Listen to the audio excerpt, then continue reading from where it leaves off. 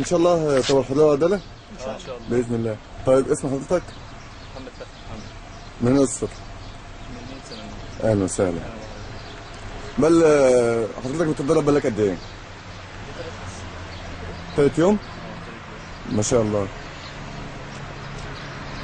يا باشمهندس الدوره بتبتدي من امتى لامتى؟ هي 8 حصص بتبدا من 9 الصبح وتنتهي 7 المغرب. 7 المغرب كل يوم؟ 9 مجموعات، المجموعه 3 انفار، المجموعه ساعه ونص، كل فرد نص ساعه. طب والنص ساعه بتكفي للتعليم؟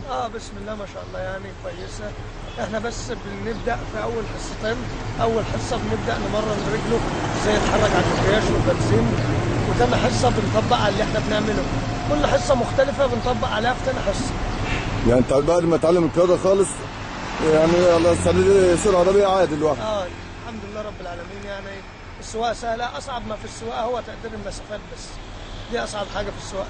اول حصه بدرب رجلين ازاي يتحرك بنزين ودبرياج، ازاي يقدر يوقف العربيه قاعد على مطب، على وقت زحمه، الكلام دوت يعني.